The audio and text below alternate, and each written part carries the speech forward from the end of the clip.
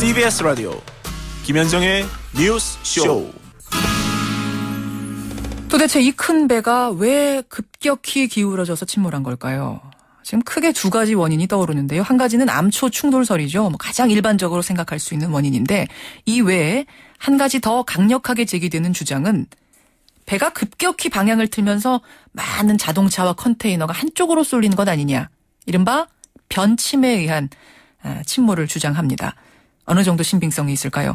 해양사고에 대한 조사나 심판 담당하는 곳이죠. 목포 해양안전심판원의 김삼열 전 원장 연결이 되어 있습니다. 김삼열 원장님 나와 계십니까?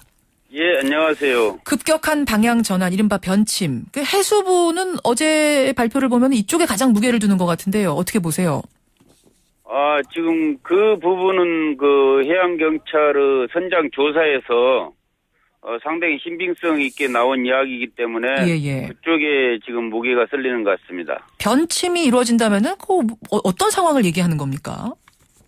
이제 정상적인 그 운항 상태에서 어떤 그 항로를 변경하거나 이 장애물을 피하기 위해서 그 선박의 방향을 바로 다시 잡는 겁니다, 그게.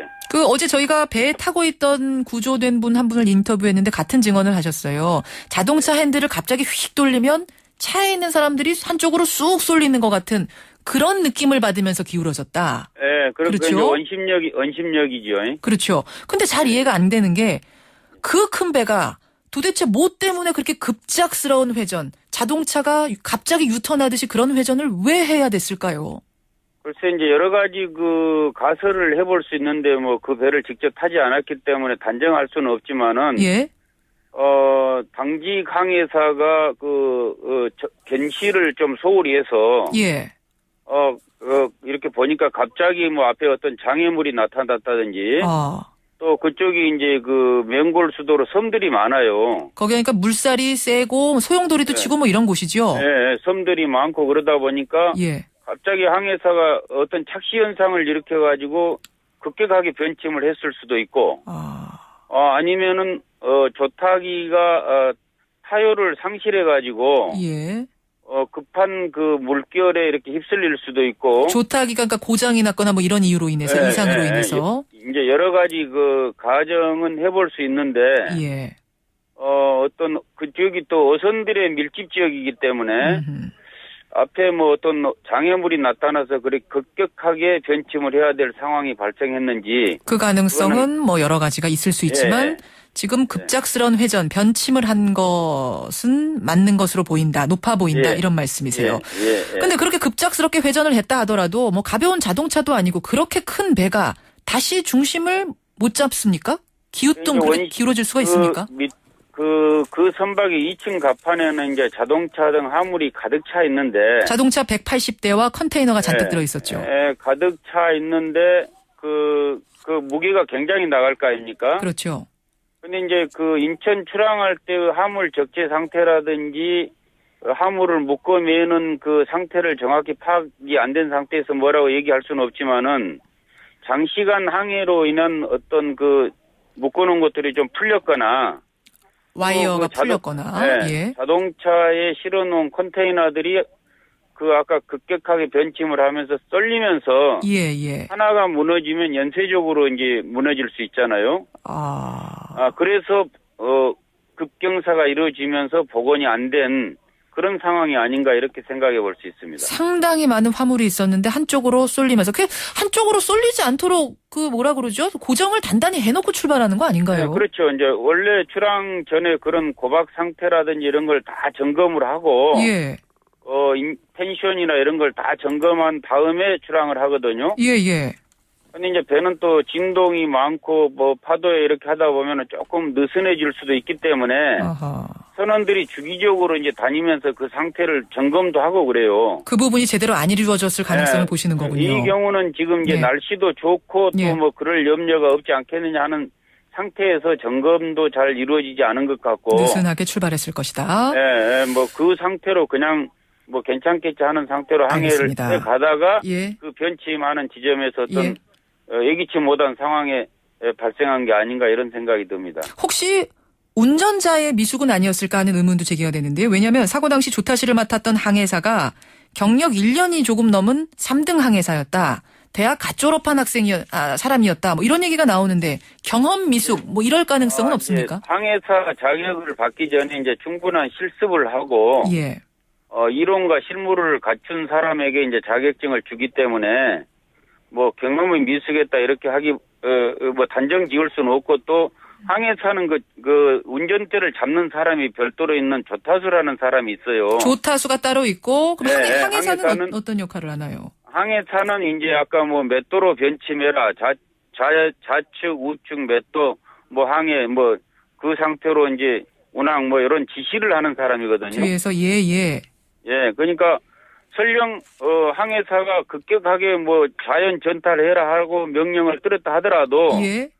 조타수가 이제 되게 이제 승선 경험이 많고 배를 오래 탄 사람들이기 때문에 알아서 이렇게 이제 서서히 이제 변침을 했을 것으로 예상이 되거든요. 그렇군요. 그렇지 않고 조타수를 무시하고 뭐 항해사가 조타기를 잡는 경우는 별로 없습니다. 예, 알겠습니다. 지금 청취자들 문자가 많이 들어오는데 이거 예. 선장이나 뭐 항해사나 조타수나 조사해보면 금방 나오는 거 아니냐 사고 원인 이런 이야기들. 그렇죠. 금방 나오죠. 그렇죠. 이 선장이나 승무원이 모를 수는 없는 거죠 사고 원인을. 그렇죠. 그렇죠. 그럼 지금 경찰이 발표 못하는 이유는 좀 신중하게 조사하고 있어서 그런 겁니까? 그렇죠. 이제 뭐 그 한 사람 두 사람 이야기 듣고 뭐 이게 원인이 이렇다 이렇게 단정해서 발표했다가 예. 또 다른 사람을 조사해 보니까 또 다른 이야기가 나오고 그러면 굉장히 혼란스럽잖아요. 예. 그래서 이제 뭐 선장부터 항해사부터 관계자들 다 조사한 다음에 종합적으로 아마 결론을 내기 위해서 그렇군요. 발표를 안 하는 뭐 종합 발표는 못한 것 같은데 여러 가지 흘러나온 정황으로 봐서는 예. 급격한 그 변침에 의한 화물 쏠림 현상이 아닌가 이런 추정을 해볼 수 있습니다. 해수부에서 어제 그쪽으로 무게를 둔 것으로 봐서는 이제 조사 과정에서 그런 이야기가 많이 나오는 것 아닌가 이런 생각을 하고 계시는 거예요. 예. 지금 논란이 되고 있는 것 가운데 하나가 선장이 1차로 탈출을 했다는 사실입니다. 그 배에는 이제 선장도 있고 뭐 항해사도 있고 돌아가면서 이 운전을 하면서 오는 건데 선장이 1차로 탈출을 했다. 배에 사고가 발생할 때 어떤 선장의 대응 매뉴얼 같은 게 정해져 있지 않습니까? 정해져 있습니다. 선장은 그런 위급한 상황에 닥치면 선박에서 총 지휘를 하고 예. 승무원들한테 임무를 다 부여해서 승객의 최우선을 두면서 승객 구조에 최우선을 둬야 됩니다. 그리고 선장은 제일 마지막에 그 선박과 함께 해야 됩니다. 그런 게 규정으로 있습니까? 선원법상에 이제 선장의 제선 의무가 있고. 선원법상의 의무가 있고. 예. 또 매뉴얼 상에도. 예. 선장의 임무라든지 항해사의 임무, 뭐 기관사의 임무 이런 임무들이 다 정해져 있습니다. 그렇군요. 예. 그러니까 이분이 물론 뭐 이분의 목숨도 중요합니다. 소중한 생명입니다만 다른 사람들을 그곳에 그대로 두고 1차로 탈출을 했다. 이것은 지금 상당히 도덕적으로도 그렇고 의무상으로도 법령상으로도 문제가 있다 이런 말씀이시군요. 그렇죠. 그거는 뭐 제가 이렇게 공중파 방송에서 참 뭐라고 표현할 수 없지만은 그거는 비난의 대상이 아니고 아주 원성의 그런 대상입니다. 사법 처리의 문제까지도 가는 거죠. 이 정도가 되면. 충분히 가죠. 선언법상 뭐 의무 위반을 했고. 알겠습니다. 또 회사 안전 기본법상에도 그런 그 매뉴얼들을 지키지 않았기 때문에. 예. 그건 충분히 처벌의 대상이 되죠. 지금 시간이 한 30초밖에 안 남았습니다만 한 가지만 여쭙겠습니다. 배가 완전히 가라앉지 않은 이유가 지금 거기에 공기 주머니가 있을 거다, 에어 포켓이 있을 거다라고 얘기를 하는데요. 그러니까 그게 지금 남아있을 가능성 있다고 보시는 거죠, 원장님도? 현재까지는 잔존 공기는 좀 있을 겁니다. 있을 겁니까? 지금까지는? 네. 얼마 안에 구조가 끝나야 됩니까? 얼마 안에 이거 구조 작업 빨리 들어가야 됩니까? 시급을 다투지요. 시급을 뭐 얼마다 이렇게 단정할 수는 없지만은 최대한 가용할 만한 모든 인력과 장비를 동원해서 시급하게 해야 됩니다. 시급하게. 아직은 에어포켓이 있을 것이라는 희망 우리가 잡고 살아있을 것 같아요. 예. 여기까지 말씀 듣겠습니다. 고맙습니다.